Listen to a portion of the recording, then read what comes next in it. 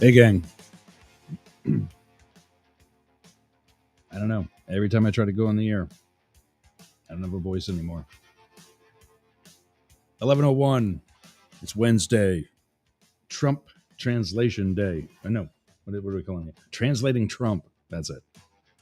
And we get just the person for it. Philip Blackett's going to join us now and every Wednesday for doing just that. And that's what we're going to do today. We're going to start talking about his cabinet as that's coming together. Also, will he sign the agreement that he's not going to do anything unethical while in business? Because that's never been an issue. I don't have anything for Pierce Pot or morning motivation today, so maybe we'll come up with that as we go. Let's bring Philip out and get right to work. Hey, man. What's going on, Ross? How you been? Confused. Why? I didn't think it was going to be close. I was right about that. I was right about something too. If you want to pull that back up too. Oh God, where did we have that? Yeah, we can start there. I think I still have that on like my recently saved stuff. There's like a folder on my desktop for stuff that I'm saving for right now. Let's see, that's still in political.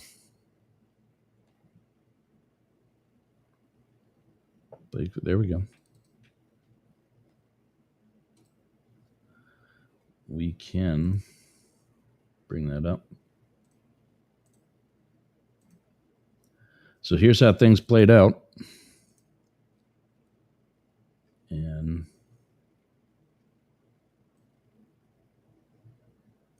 so I don't think we need to have the very tip of Texas or Florida on there. We know where they're at. That's how things played out. That's how you called it. How did it finalize? Did he get 312 or did he go over that? I think he got 312. Wow, good for you. Well done. It's funny because when we were on the show together election night, like I was thinking in the back of my head, it's like, oh gosh, I might be like the far out one here, crazy Philip, thinking that Trump's going to sweep all 7 swing states. And but Matt said the same thing. Matt said called the sweep too, except in the other direction. Oh yeah, exactly. Which, shocker from either of you, really, but you pulled it off. What is the House looking like, by the way? I know they kept control of it and took the Senate, but there was like half the state of California that was still up for grabs. Yeah, like I think last time I checked, Ross, I think like Republicans, are like 4 seats away from reclaiming majority. I'm not sure exactly what the count is now. It's kind of odd. All the other races have been taken care of, but we're still waiting on these. But yeah, in 4 seats away in the Senate or the House? House. Yeah, because they already had the majority in the House.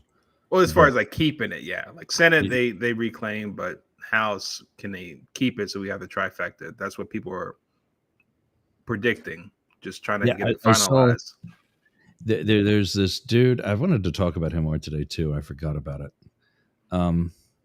There's this dude I knew in DC who is, I think, with the demographics that you fill, you are an anomaly for being a Trump supporter. Okay. This guy is from the city. So urban, more likely liberal or Democratic background and viewpoints. Queenie gay. What does that mean? You might have to enlighten me. Most of the Queenie gays I know, in fact, all of them are not Trump supporters. No, but what does Queenie gay mean? Queenie is in like, he's got hair longer than me. Okay. And I at least sound like a man, what's called gender man. This guy, I'm brain farting on his name, and I was Matrix, one of my 2 dogs, was having a rough night last night, so Mm-hmm. I was up most of the night with him, and I was just on social media, and I saw he helped, quote unquote, deliver Mm-hmm. Pennsylvania, and apparently, Oh, to his credit, he is a hardcore activist and go getter, knock on doors type, et cetera, is et he cetera. is he like that resistance guy off of Twitter? The Yes, yes, I forgot his persist, name. persistent. Persistence. Yes, Yeah, I yeah, follow him. Yeah. yeah. I you think he sounds like a bitch now? You should have seen the night that I spent about. Uh, let's see. We are on terrestrial radio. Oh, buddy. Let's Uh, see if we yeah, can make it past one episode, Ross. yeah. Can I make this medical, or can I? We'll just leave it at we hooked up, and he enjoyed it.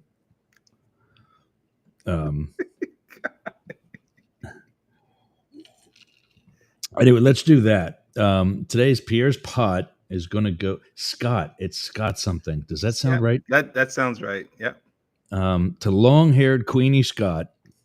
Well done for delivering Pennsylvania to Mr. Trump, as you still call him. Uh, Scott Keller, Kepler, something like that. But yeah, and again, to his credit, he's been working on social media. Today's Pierre's pot is in your direction, by the way. Toast of the morning sauce. Today's is iced because I took the kids to Dunkin' before the show. But yeah, he's been working stuff like this on social media before it was cool to be on social media. Mm-hmm. And so now he's got 2 million well-earned followers on, I guess it was Twitter. And I know he's on other platforms too. Mm-hmm. But yeah, his Twitter was all lit up. Seriously, what's her name? Eric's wife, Laura Trump, thanked him on, I guess, a couple different platforms, like Benny Johnson down here in Tampa was on one. That's a guy I just want to slug him. He just has that smug, I know everything and I told you so, way before anything ever happened. Okay. If he has it now, good on him. Everybody on the whole MAGA side deserves it. Because you were all against the odds, at least. And this is why I tell you when we come on, confused. It's because all the signs that I saw that are blatant directional pointers pointed against Trump. I mean, everything I saw on social media, like if you as a pro-Trump MAGA supporter were to post something, I would more likely see trolls on yours in some cases a greater presence than your own supporters. Being pro Biden or pro Kamala or whatever. And then if we were to have Matt on and we looked at his social media, I would see fewer, if any, MAGA trolls trolling him. So that was one. The other, I know I've told you and the other guys this story. When I moved here to Tampa, now I say Tampa so I don't get knuckleheads showing up at my door, but I'm actually in Trump country, a large part of it, and when I was driving through here in 2021, 9 months to a year after the actual election, I still saw signs for both Trump and DeSantis because he was running in 2022. for re-election. Keep Florida free was his BS slogan. Keep Texas, Texas. Yeah, that's what when he picked "Make America Florida," I just started laughing because that's going to bite you in the ass, dude, and it did. But the amount of signs that I saw, and when I say signs, we're not talking about like the 18 by 24 inch yard signs. I'm talking about the 8 by 12 feet that are on the sides of buildings and sides of roadways in like a farmer's field or some car dealer's parking lot. They were all over the place for Trump and for DeSantis. But point being, talking about Trump, they were all over the place for Trump, and he lost. This time around, they weren't up at all. And I thought, well, there goes the wind out of the sails. This is not going to be close. And there, in the interest of time, there were plenty of other things that I just did not see. I mean, I think this time around, more than 2016, and definitely more so than 2020.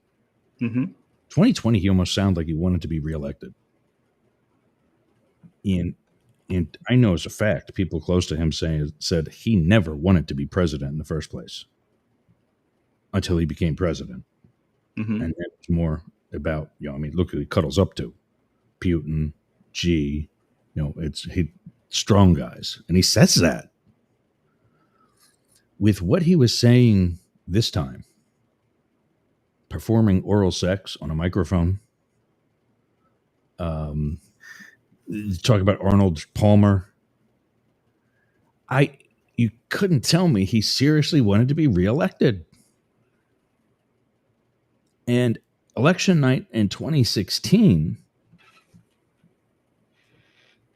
it's old news now anyway, so I'll tell it. It's kind of from a privileged position. That's why I got to kind of watch myself how often I do this. But election night in 2016, when he took the lead from Hillary, Melania got pissed. She wanted nothing to do with this. And she's kind of making that a little kind of sort of known now. His words to her, "Don't worry, we'll never beat Hillary." Is that who you want as your president? It sounds like a little humility. Maybe he just didn't think that, he could pull off the upset of upsets. So here's until 2024, but yeah. Here's what I really want to know about 2016. I learned this in 2004 when I was a site agent on the Kerry detail, and I kind of sort of met John Bon Jovi. It was in Philadelphia after a big outdoor event, and I was a site agent. And usually, when you're coming out of a building and you're headed to the cars, you're walking to the cars anywhere, whether it's in a garage, building, whatever. The site agent's usually going to be the first guy up on the door. And I would have opened the door, stood on the door till the boss took it over. And then I, stepped to the side and I stay by that door until they pull away. Well, they pre-positioned some of the shift on the cars. So I wasn't the first one on the door because there was a shift agent there already. So now we fill in the holes. I went around to the other side to what's called the number 2 door, or the driver's side door. And that's where John Bon Jovi got in. And he was kind of a dick, which in that moment pretty much broke my heart. I was a fan. I still am. And now that I know what I know, I still am. But even as a political scientist, I didn't know. When I said political science, I mean, that was my degree. I'm not like lecturing anywhere. That's not what I mean. But mine too. Yeah. Being in political science my whole collegiate career, I never knew this, and that is these campaigns have an infrastructure nationally. They know if they're going to win or not. And I think we talked about this on one of the Friday shows. I don't know if you were there or not, but excuse me, they know if they're going to win or not. Mm-hmm. And apparently, what I learned later was that, and that the news that their infrastructure gave Kerry and company, Bon Jovi being a huge, he was the Elon Musk, if you will, for John Kerry in 2004, learned that they did not anticipate unseating George W. And so, there's John Bon Jovi shelling out a couple $1 million for nothing. So it was fast. And so I say that because if it's true for everybody, Trump would have had that same infrastructure.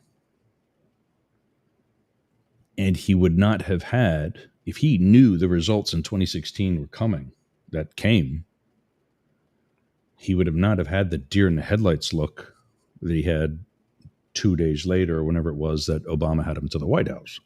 Because if you remember that, he was scared. He was, I can't believe I just did this kind of look. And I've never seen that before. George W., when Clinton brought him in, had a look of excitement on his face.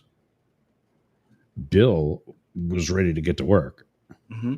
Back in 92,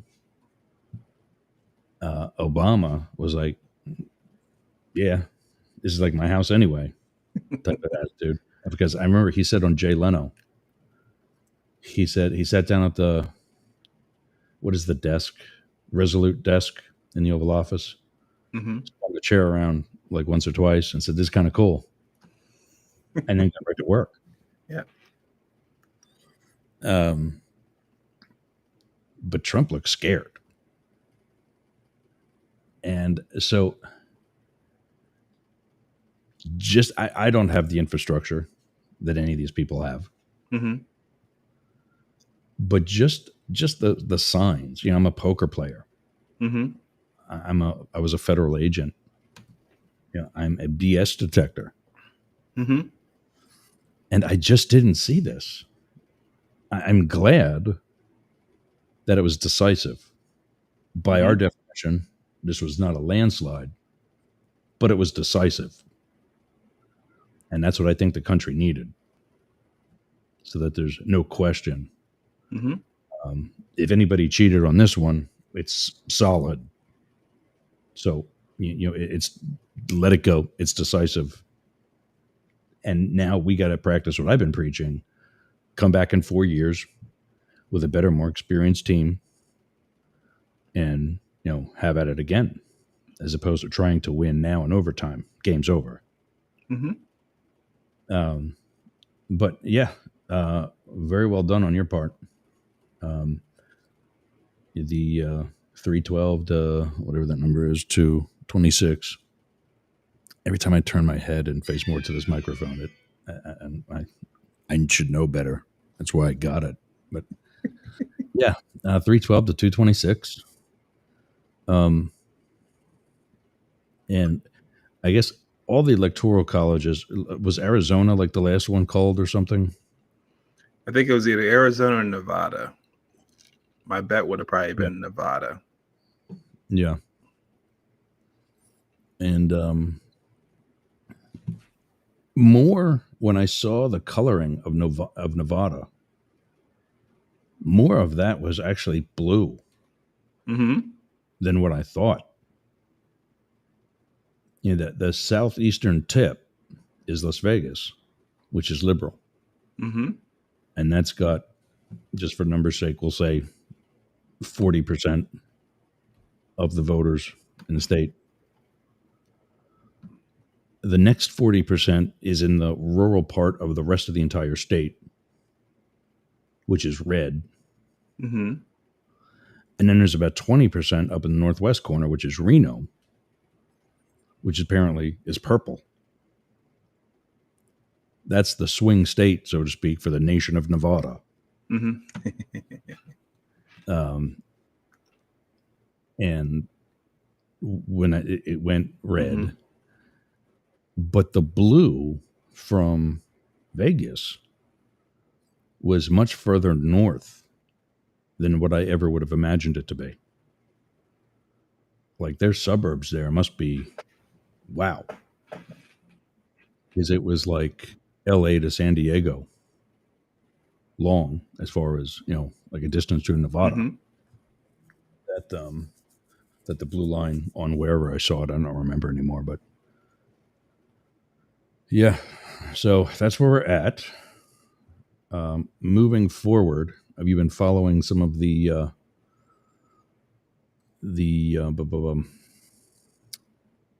cabinet selections? Yes, I have. But before we get to the cabinet, let me just put a bow on the confusion part for you, just to help.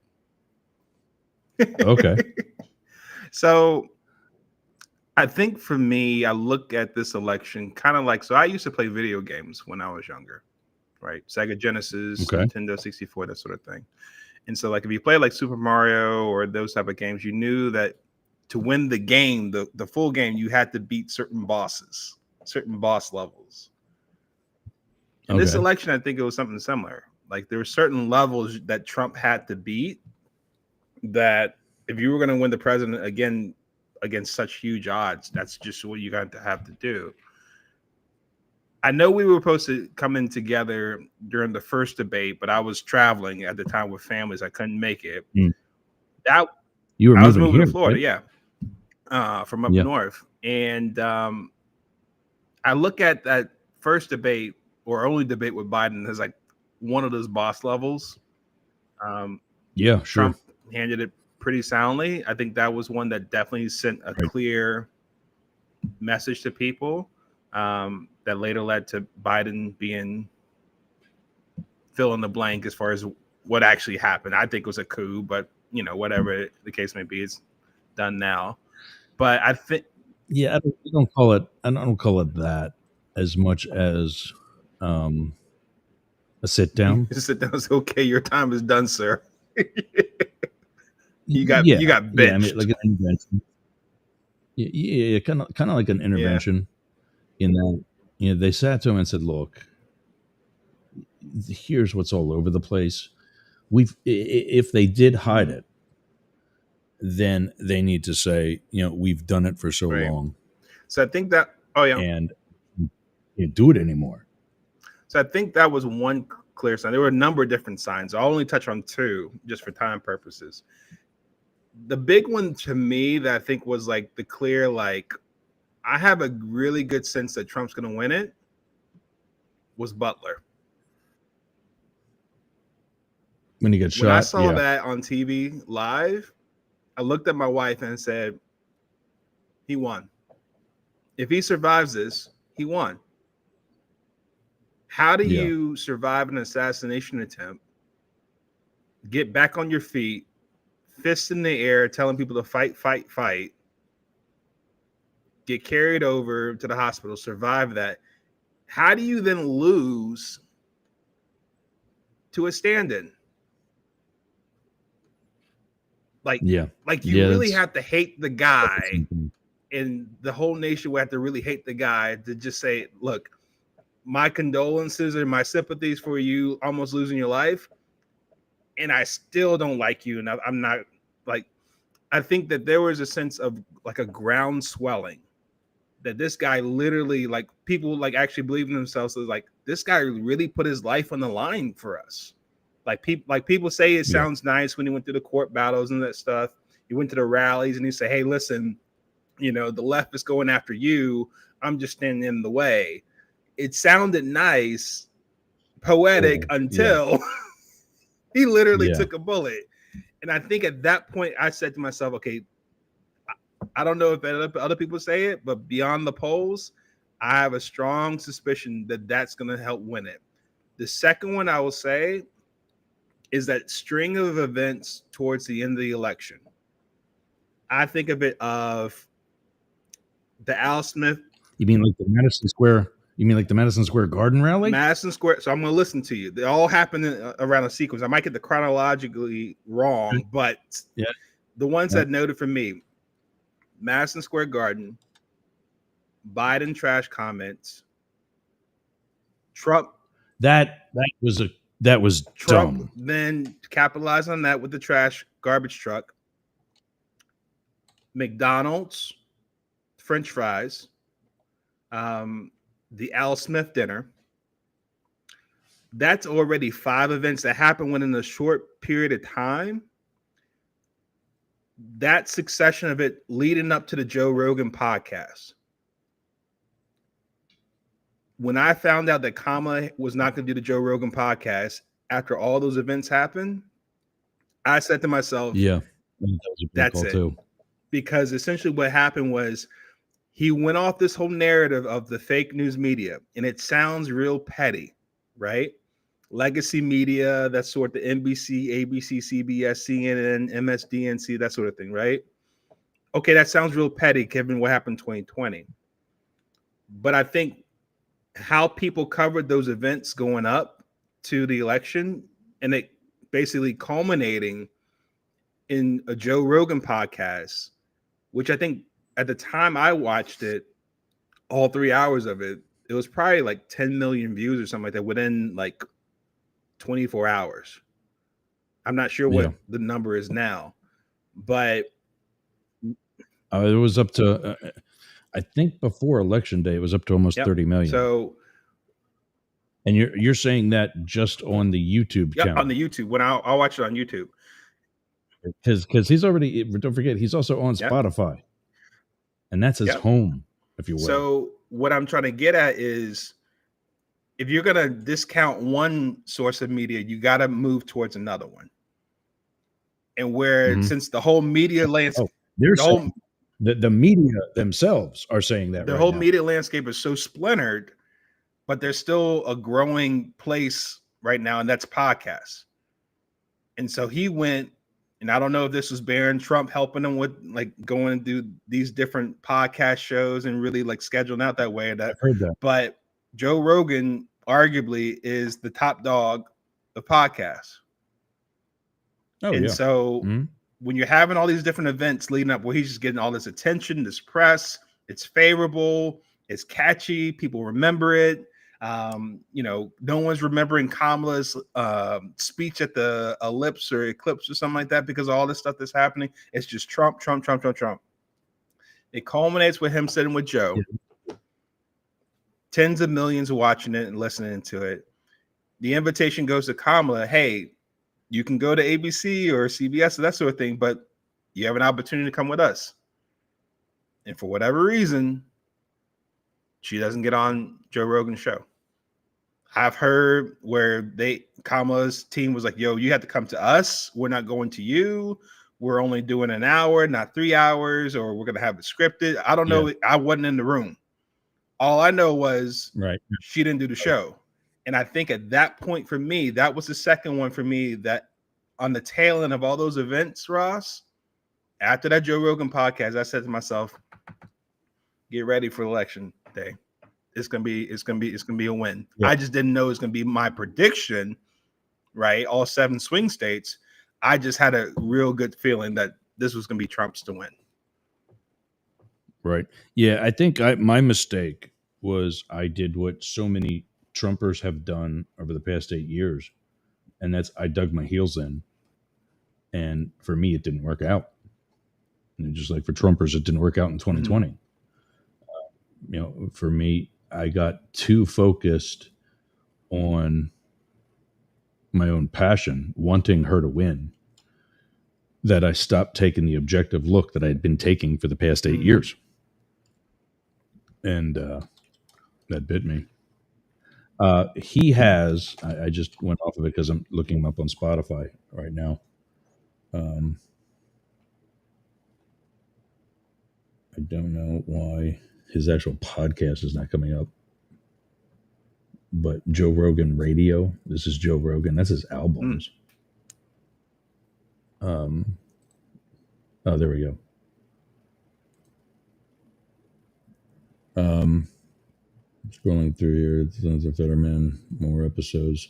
I mean, this is daily, isn't it? Just about, yeah. He's like has over like I think like over 2,000 episodes, so it's definitely on the regular. There's no counter. See episode description, maybe there. I'll see if I can see it on like my podcast app. Yeah, there's no counter on the web page for Spotify. But on YouTube, he currently has 49 million views 2 weeks ago.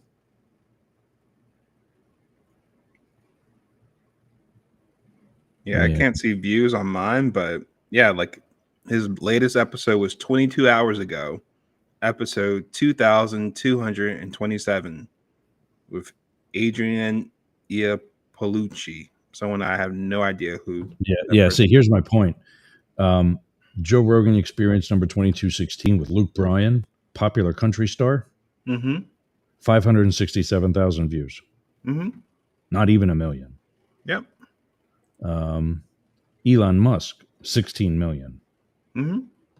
JD Vance, 16 million. I mean, they're both a third. Yep. Watch that one too. Yep. And then John Fetterman. I thought this would get more, given that it's apparent, and I know Rogan's trying to take an impartial view by also inviting Kamala on too. But he's right leaning, easy. I've heard a lot of his other comments. I definitely think he's at least right leaning, if not likely going right or even conservative.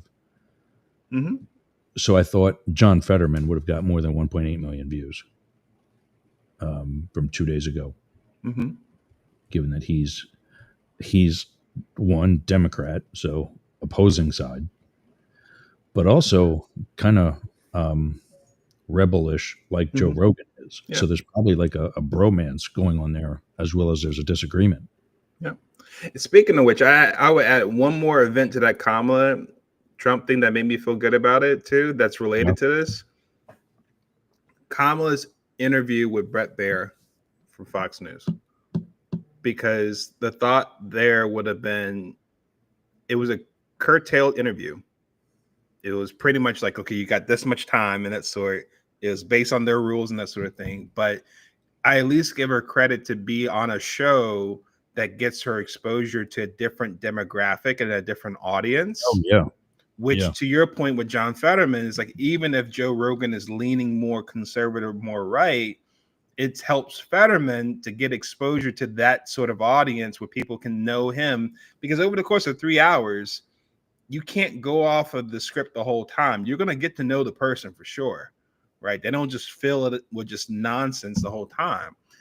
And I think that was a missed opportunity for Kamala, because, you would have exposure to a huge audience. And then over that course of time, 3 hours, you're going to go off the teleprompter, that one for sure. And people are going to really get a sense of who you are, that if there's substance there, that could have been helpful. But by not taking up on that opportunity, I think that was a huge misstep. And this is the argument that I make why, when I first started doing this, I was just on YouTube. And one of the online coaching services I was a member, still am a member of, very good. I mean, the guy literally wrote the book on YouTube. His name is Cannell, Rise of the Channel, and I'm blanking on his first name now. But anyway, he's got a YouTube business teaching YouTube, and it was kind of like when Tom Clancy wrote the book, The Hunt for Red October. He did it through all open source research, and he did a lot of intelligence analysis to put together the Caterpillar drive. Basically, a submarine jet ski is what it really is. It sucks water in the front, shoots it out the back. And the Navy tried to suppress that, sued him, and he proved that it was all open source, and he won. So the Navy goes, well, why don't you come with us? And they just here you go, dude, start writing. And that's when his whole stream of military-based books came out. Mm-hmm. I was actually going somewhere with that. Oh, well, with I still can't think of his first name, but the guy who wrote the book about YouTube did the same thing. He had a YouTube channel for his church, Mm-hmm. and just really did well with it. And he figured out the algorithm, figured out why the algorithm's used in the first place, which is really a bigger advantage Mm-hmm. than to know what the algorithm is. Because once you do that, when the algorithm changes, you know why it's changed. And so YouTube says, hey, why don't you come with us? And now he's kind of like a sounding board Mm-hmm. for YouTube. So it didn't surprise me when he said to use all of your social media to steer your audience to YouTube. Mm-hmm. Because maybe now he's a little bit biased. So that's the one thing where I disagreed. And I bought into various platforms that allow me to stream to other destinations, which I still do. Mm-hmm. I say that because prior to Joe Rogan coming on and his interview with Donald, Mm-hmm. Howard Stern was begging for Hillary Clinton back in Come on. 2016. And she didn't do it. She did come on later Mm-hmm. when it like really didn't matter anymore. Mm-hmm. So if it did suck, okay, she was right to not to go on, but now she's finding out shit. This could have, damn it. And Joe Biden went on Howard Stern as a sitting president. Mm-hmm. I remember that because it was a Friday episode. He's not usually on Fridays. Okay. And telling you all that because Howard Stern is still Howard Stern. I mean, when you think of talk radio or talk this or the other, you still probably think of Howard Stern at least as much, if not still more, than Joe Rogan. Mm-hmm. Until you actually say podcast, then you probably slide over more to Joe Rogan. Right. And this is Howard's mistake if he's really trying to reach as many people. And he's in a business, he's making $500 million. I mean, that's not what he's taking home. He's paying Robin, he's paying Gary, he's paying all those folks. Beetlejuice. Yeah. Oh, Beetlejuice is dead, actually. But yeah, but Jeez. he takes the whack back out of that. Yeah. Nah, I just say because I remember watching how I remember staying up late when I wasn't supposed to before school Like started the next day, WWOR? like watching it on E Network. Oh, no. You got to go back even further than that. He had, like I remember the movie on him too, Private Parts. Yeah. But he was doing terrestrial radio. Yeah. He was filming the movie Private Parts. And he also, I think he was done with the Jersey station. He was also earlier on, before E came along, Mm-hmm. he was driving over to New Jersey to film a show for television on WWOR. It's not even cable. It's like the UHF frequencies. Yep. Yeah, it's beyond channel 12 into the higher, television frequencies. And even that, it was still television, so it was still FCC regulated, et cetera, et cetera. But that's where he did his first negligee and underpants party, was on the WWOR show. Yeah. But point being, now Joe Rogan, for as many people as he got through Spotify, which is both a free and a paid service, Sirius is only paid. Once you're on Sirius, that's it. So at his peak, Howard Stern was reaching more than 20 million people a day. So in a week, in 3 days, he's beat what Joe Rogan has right now with those views. But his switch to Sirius cut that in by like 80%. Got to pay He's firewall only, now. he's only at like 2 million now. Mm-hmm. And he had Biden on. I remember, he actually had to say, this is not an impersonator. You're really about to hear from the president of the United States. Mm-hmm. And I welcome to the studios President Joe Biden. That was one of the moments where I thought he had it sewn up. Yep. And then, like you said, the debate, I really believe he was sick more than old and senile. Mm-hmm. And I know people aren't too forgiving, but where am I going with that? Oh, they just did footage of him at the beach in Rehoboth, I saw that one. Yeah. and he's walking on sand in street shoes, for God's sake. But still, they're pushing the whole 81-year-old narrative. How about we look at a guy who's 81 walking in the wrong selection of shoes to be on a beach, still on 2 feet on a beach? Mm-hmm. But voters just can't do that until they see Donald Trump sit his fat ass in a golf cart and damn near tip the thing over. Then they can be forgiven. Yeah.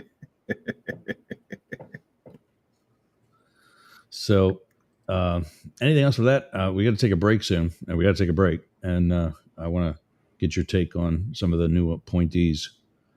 I'll just say this real quick. Yeah. I feel bad for Biden.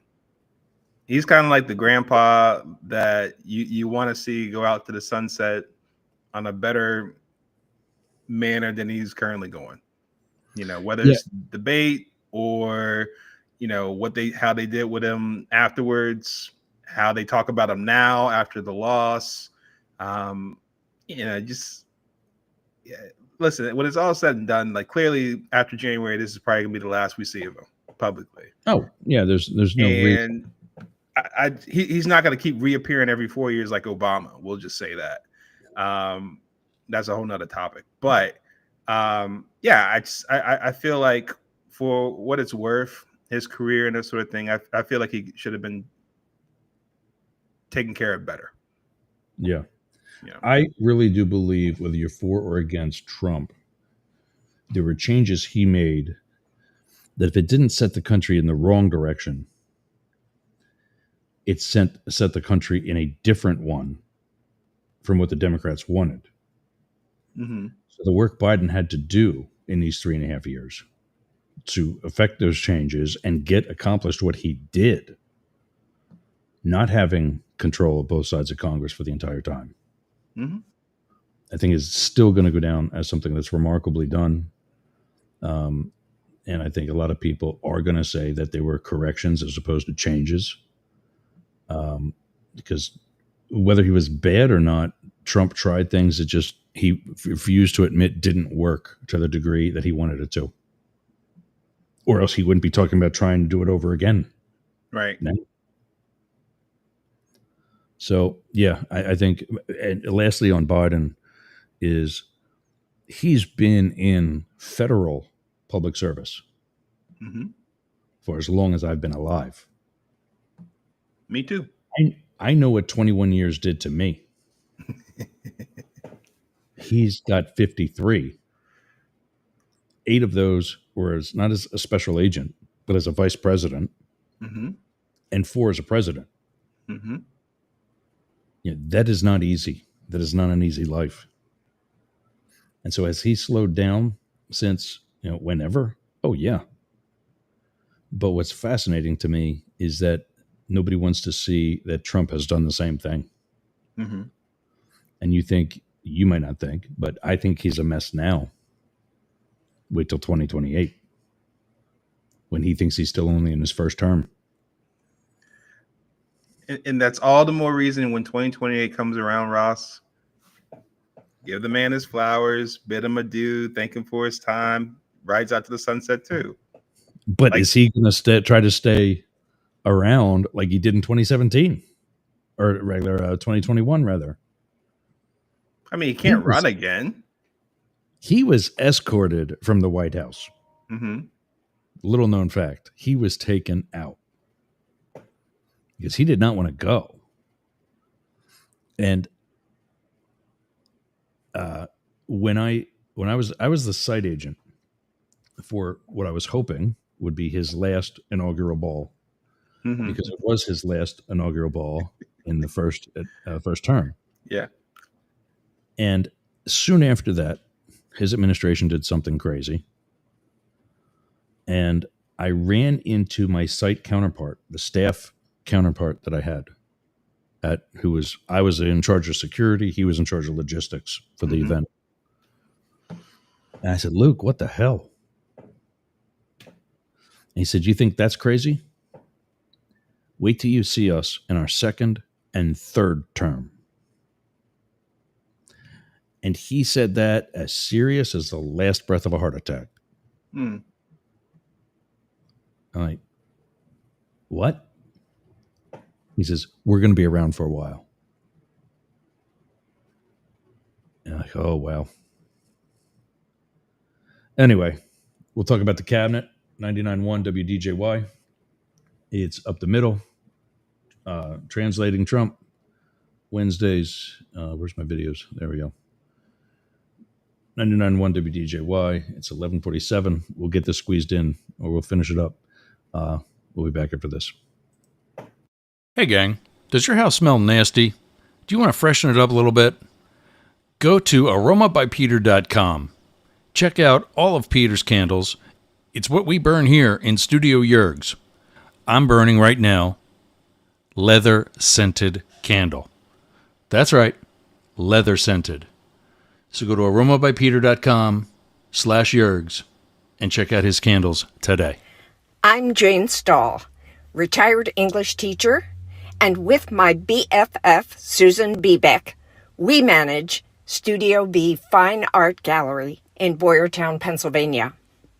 We showcase the art of hundreds of local artists, publish books of the poetry, prose, and art of local writers, offer classes, art parties, workshops, discussion groups, cater dinners. We've even hosted a wedding.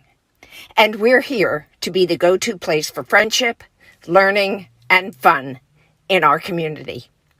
Virtual tours of our exhibits are available right here on Yergs Radio. Let us introduce you to some amazing art and artists.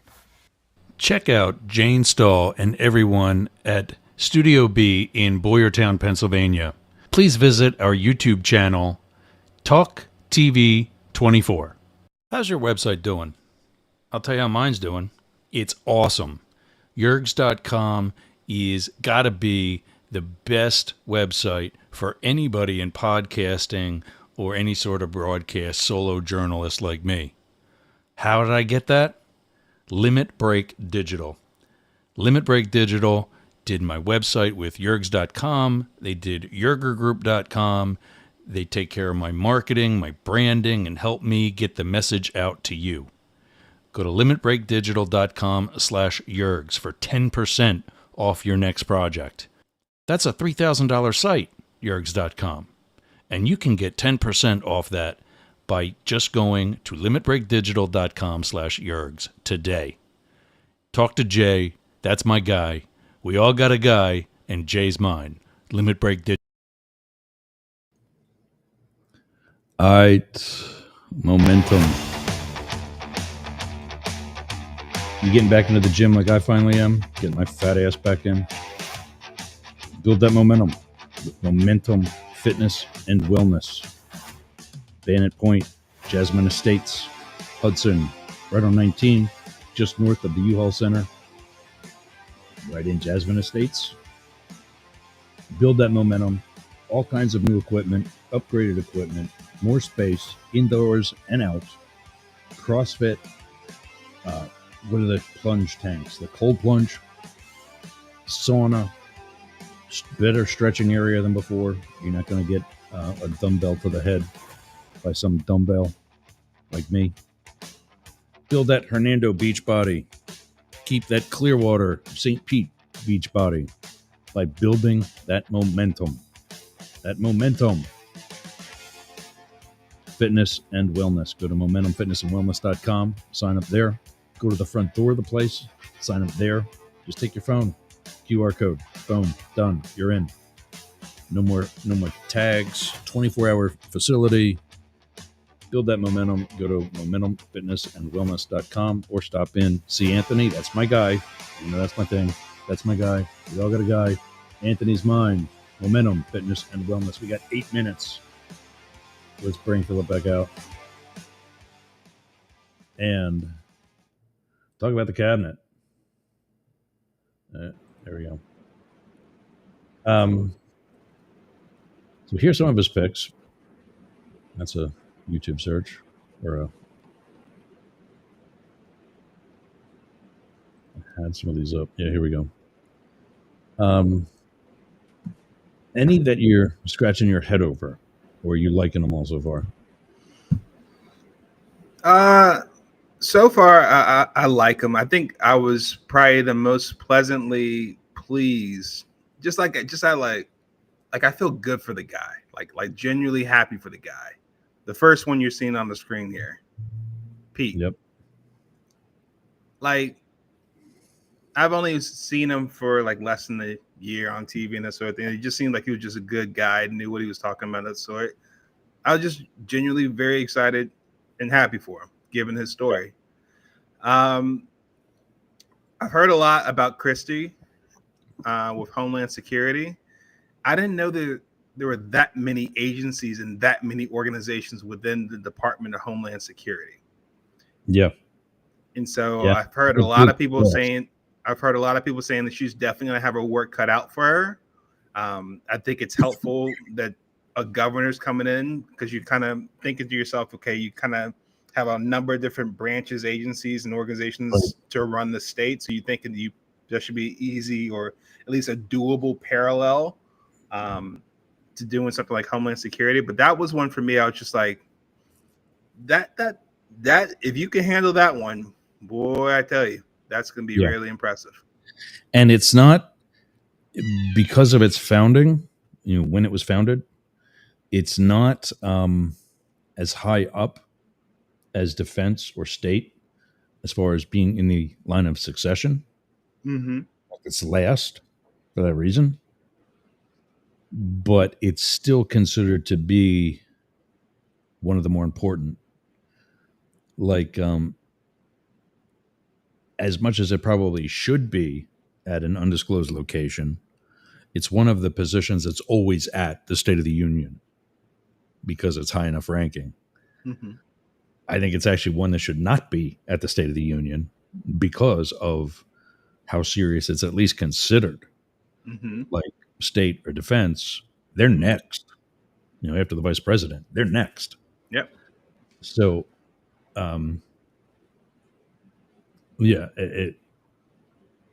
it's definitely, and there's a lot to it. Having worked in DHS since it was founded, because the Secret Service went from Treasury right over to that as one of the initial agencies.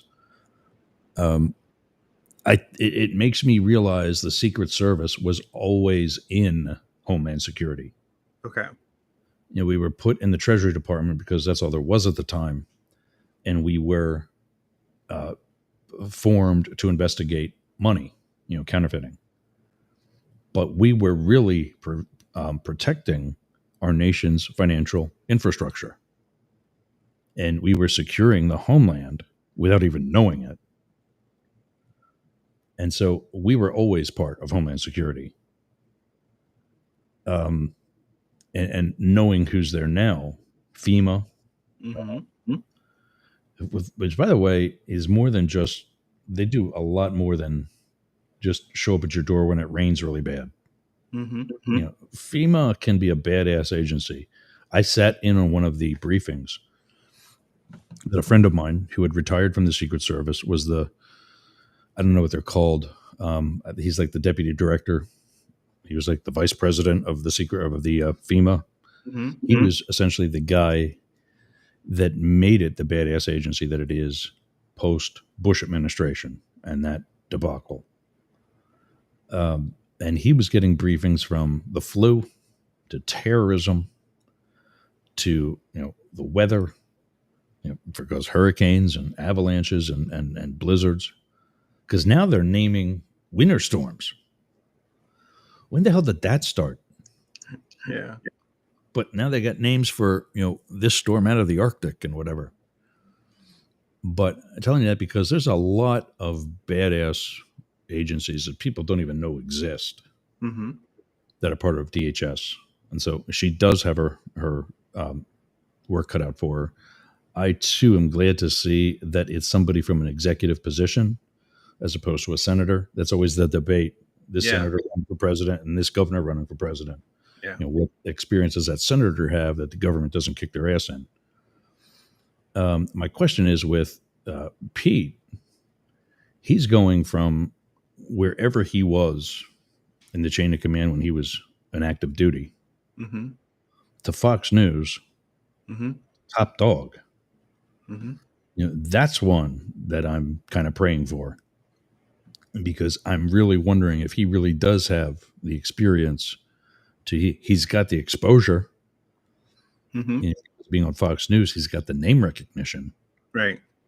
But does he really have the executive level experience to run the largest military in history? Like this is one that I would definitely classify as a stretch assignment for sure. I think you can see where it can make sense given his past duty. He's written a book about the military. He's talked about, everybody's written a book today. I know, but listen, we got his thoughts out there. There's guys like you Mm-hmm. that actually write intelligent books that people Thank can you. use I wrote a book. It's a bestseller. Yay for me. Mm-hmm. Were you? You're an actual expert in your field. A noted. He's noted again. I think because of being on Fox News, not because of his service in the Iraq wars. Here's what I would say. I'm always a huge proponent of meritocracy, right? And sometimes people slant me because of it. But to my knowledge, and correct me if I'm wrong, each one of these cabinet positions, don't they go in front of a hearing? Yeah, these five that are named so far are of the 24. Mm-hmm. 24 that are announced so far. These are 5 that do face Senate confirmation. So he's not in yet. Right. Like he's going to have to answer questions. However, uh-huh. He's certainly not going to get in this Senate, like hopefully a few Supreme Court justices do.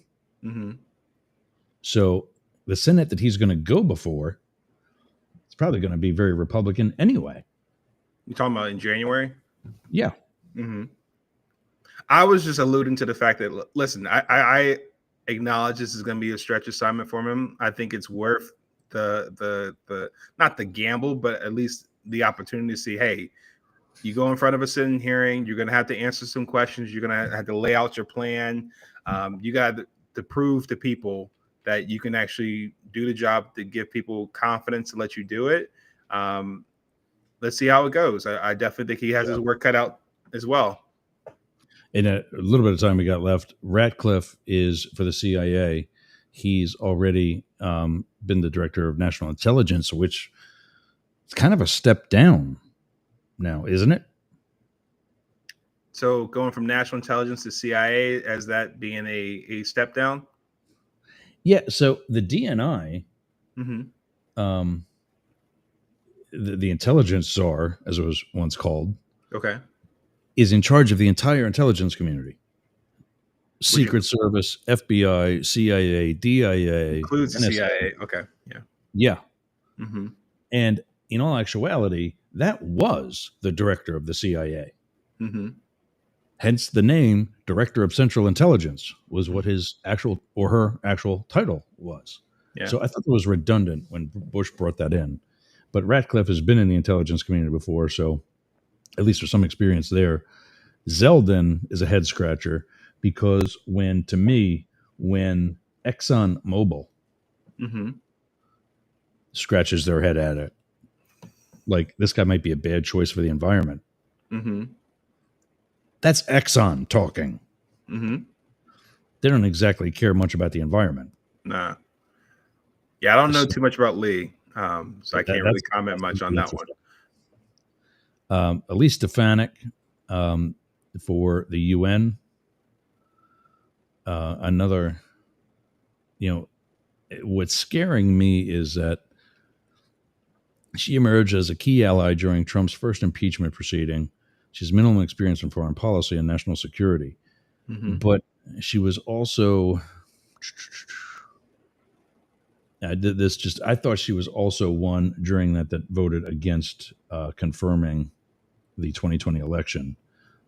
She was a New Yorker that was definitely very pro-Trump.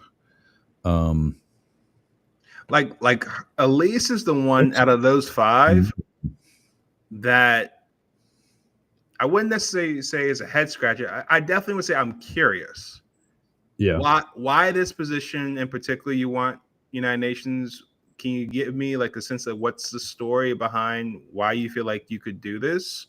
Especially if in a short blurb like this, yeah, one of the little amount of space the New York Times is using, they say that she's got minimal experience in foreign policy and national security. Isn't that kind of important for the UN ambassador? I would think so. I mean, I'm trying to piece it together myself where it's like, listen, I mean, I think the United Nations, like the headquarters is in New York. Okay, so she's from New York. So okay, that helps. Yeah. I know her prominently from those hearings with the Ivy League universities with regard to anti-Semitism. That's where it was. Yeah, that was her claim to fame. Essentially, what brought her to the national spotlight. Not sure if that's kind of the angle to say, hey, I'm going to combat anti-Semitism internationally. I don't know.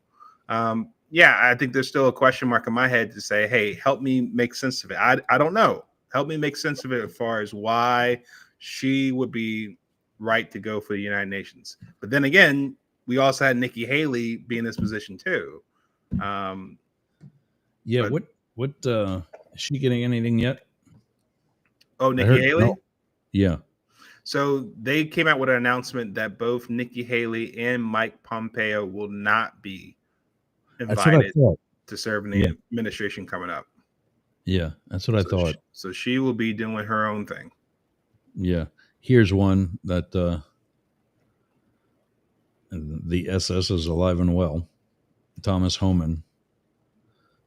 This is the guy who did the separation of children from parents at the border. So, I mean, again, we've got somebody with experience. I don't know that it's the experience that you might want, but then showing what he said. Now, something that's interesting out of this one was I did find out it was reported that he served under Obama. And Obama, when they were comparing deportations among presidents, Bill Clinton, Bush, Obama had 3 million deportations. Yeah. This guy, Thomas, served under him and even got an award from President Obama for his work in deportation. So I thought that was interesting. We have not been clicking on any of these, but let's see if...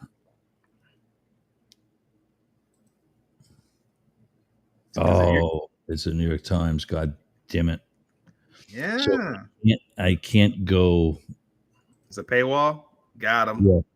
Yeah. I've used my free... They need money, Ross. Yeah. You got to help them out so they can survive post-Trump administration. Former Green Beret. And all right, so this guy's a Florida congressman. I'm going to guess that he's got something on one of the committees or something. Yeah. That makes him, suitable, at least for consideration, to National Security Advisor. And again, that's not a confirmed position. So, right. So it's like once you were named, you're in it. Yeah. Okay. Is widely regarded on Capitol Hill as a hawk on China and Iran. Okay. And, to make something else clear, it's not a secret. I'm not a fan of Trump or the administration or anything like that. And I'm certainly going to be a hawk on them and a watchdog and whatever. I want him to do great because that's what the country needs. I agree. I don't think that we are near as bad as what his campaign, and the right has made it out to be. Mm-hmm. If it would not be for Hurricane Helene, which has really set me back financially, I would still be saving money based on the budget that I had all summer. Mm-hmm. I'd still be saving money, making 65% less than what I was the last time he was in office. Mm-hmm. So, yeah, now I certainly hope he brings the prices down on a lot of things. Eggs, a little less concerned about. Gas, a little bit more so, even though it's Mm-hmm. already been coming down before the election. Mm-hmm. Um, yeah, I want him to do well, because if I have to be one of the guys that says, I told you so, it's not because the country's in great shape. Right. And I don't want that for the country. I'd rather eat crow, as the saying goes, than be right. I agree. Transition officials, Howard Lutnick. Don't know this one. Yeah, he spoke at Madison Square Garden, I remember. Okay. Financial guy is co-chair of the transition team. Linda McMahon was the small business administration head. Vince McMahon's wife, Yep. WWE, formerly Yeah, WWF. I don't agree with this. Well, Ms. McMahon, that's suggestive. Like perhaps they're not married They're anymore. not together anymore. Yeah, that's what I'm assuming from that. I don't know. Yeah, she lost to Lieberman, I think. I think it was Lieberman that was when the Democrats tried to cut him out. Mm-hmm. So he said, "Screw you! I know my popularity here. I'm going to run as an independent." Mm-hmm.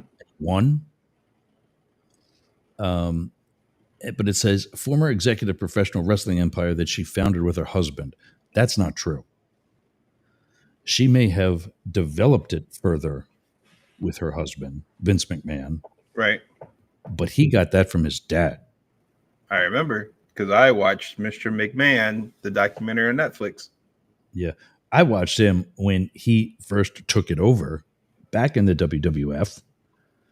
And the only on screen role he had was as the nerdy interviewer guy who would sometimes get beat up by the wrestlers. Got some breaking news for you, sir. You do now? Just check my got a notification. Fox News.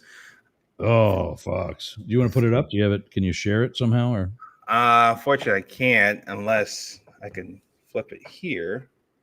okay. But then you had to flip it around. Oh yeah, you're mirrored. Yeah, John Thune is the majority leader for Senate. Voted in. Okay. Not our friend Rick Scott. You know, I didn't see that one happening. Rick Scott? Yeah, because for as much as he won his reelection Right. rather handedly, it didn't look like it until election day. Okay. And so I don't think that they're going to put. Yeah, that's. I don't see them putting that. Oh, you know what? I got to switch that over to another browser if we're going to watch that video.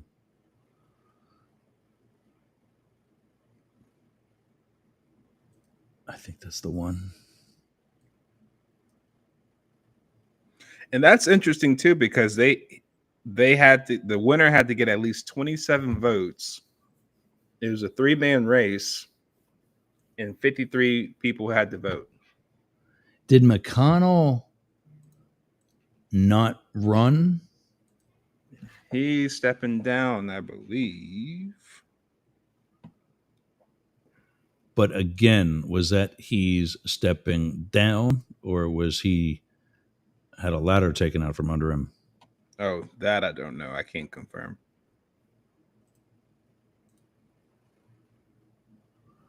Okay. Tell me if you can hear this. I can't, but that video actually may be a different one for what you're looking for. It says Florida AG responds to rumors she's in the running to fill Marco Rubio's Senate seat.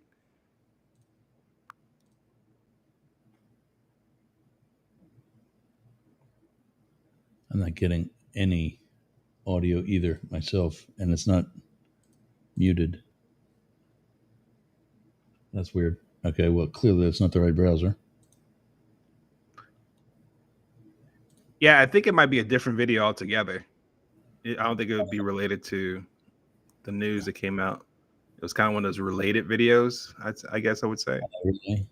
Well, it said that it wins secret ballot to become new Senate. Right. So that headline is right, but the video, if you see the headline below the video, see what it says? Florida AG responds to rumors she's in the running to fill Marco Rubio's Senate seat. Yeah. That's a completely different topic. Oh. Then why is Rick Scott talking about it? So they're showing that as like something to play, but that video it says 9:30 a.m. That's when the election for the on the future of its leadership with Florida Senator Rick Scott, a major candidate to succeed Mitch McConnell. The next leader needs to be somebody that is just hell-bent on getting Trump's agenda done. Yep. That is the most important thing. We know what we have to do in the Senate. What we need to do is have a plan to get it all accomplished. That's what I've done my whole life. I was governor of Florida. I know what to do. I will get it done. I will make sure Trump's agenda is done, and I think that's why I'm going to win.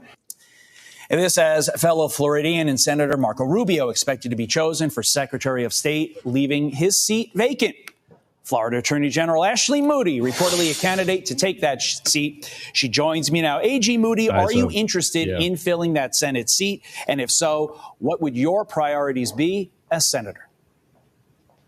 Well, let me tell you what my priorities are right now. Last Tuesday, the American people said, we are back. We are ready to take the government back on behalf of the people and really upend some of these agencies who've had their own priorities in mind, these bureaucrats. So you're going to have people in these high offices working with Trump, even leaders in the Senate like Rick Scott, who have a history of getting things done. I think his tagline has always been, let's get to work, that can drill down into the morass of these bureaucracies and make sure that we're, doing these hard U-turns that we need to do in this country to get us back on the right path. I wouldn't be doing my job if I didn't press you one more time.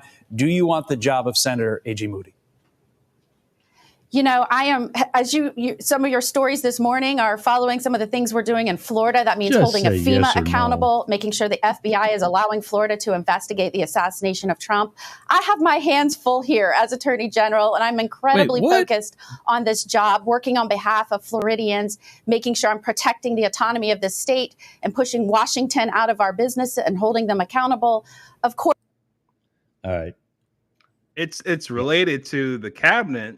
Right. Yeah. It's not directly related to Thune winning the majority leadership position. But yeah, I think a cabinet position we're waiting to find filled is Secretary of State. There's speculation that Marco Rubio, our senator, will be selected for it, of which if he is, now we're playing musical chairs because you take him out of the Senate. You need somebody to fill his seat. And here's a video here of somebody who might be chosen to fill that seat, Ashley Moody.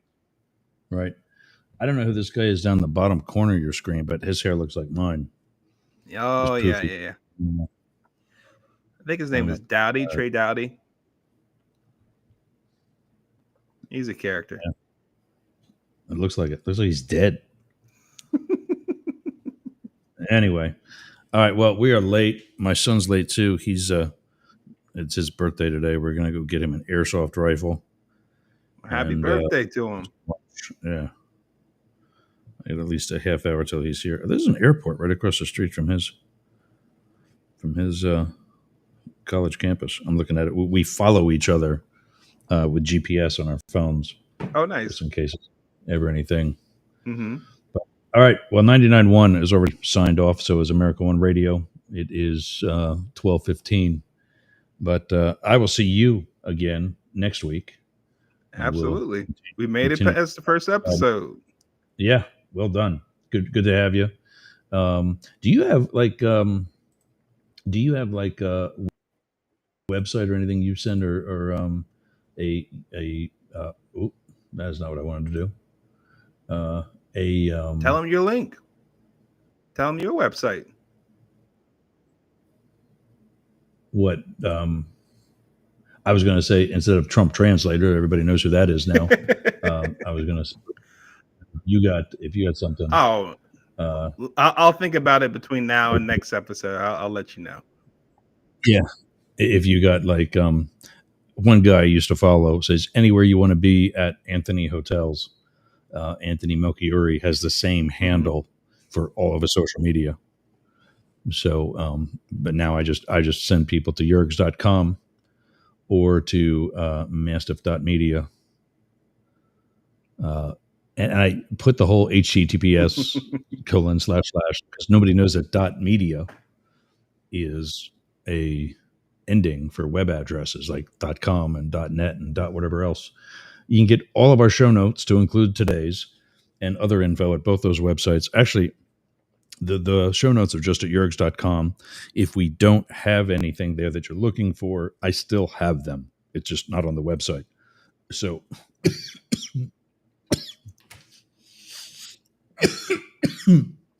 it's not senile. He's just sick. I think it's actually, I wasn't coughing like this until I moved back into the house after we gutted. Did they check it?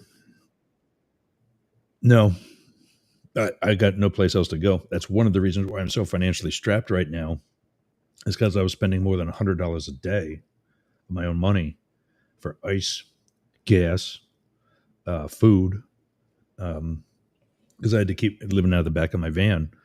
I had to keep the car running, to have the AC for the dogs. And it's just cuteness overload. All right, this is another Fox News alert. President Trump has just announced Elon Musk and Vivek Ramaswamy will lead the Department of Government Efficiency. That's DOGE. Doge. Now, Trump released a statement saying it will become potentially the Manhattan Project of our time. The Department of Government Efficiency will provide advice and guidance from outside of the government and will partner with the White House and Office of Management and Budget to drive large-scale structural reform and create an entrepreneurial approach to government never seen before. Well, I hope they create an entrepreneurial approach to us entrepreneurs. Now, there is one key question before we go that I'm definitely interested to hear. It may get resolved by this time next week, but where is Tulsi going to be? Tulsi Gabbard? Because is she possibly going to be a Nikki Haley? In what way? And that she's not a part of it at all. That would be interesting because we still got Tulsi and RFK. As far as like people waiting for a role. Wasn't RFK getting Department of Health and Human Services? Supposedly, it just hadn't been confirmed yet. It hasn't been selected yet. So those two may have roles by this time next week. I'm just curious as far as when and where. Yeah, a guy who's losing his brain from a brain-eating worm is going to tell you what shots you can get and can't get. All right. Only in America. Well, yeah. Yeah. Let's go get lunch. Absolutely, sir. I'm looking forward to next week. Thanks so much for having me. Likewise, pal. Well done. And I'll see you again next week. And I'll see everybody else tomorrow when Mars and I are back for Psycho and the Psychic, again, 11 a.m. She had not been feeling well, so we might just be doing another episode of Up the Middle. We'll see. Stay tuned. Anywhere you want to be, mastiff.media, find us there, and then go to wherever we're at. All right, I'll talk to you tomorrow. Thanks for joining. You've been Up the Middle, translating Trump with Philip Blackett. See you again.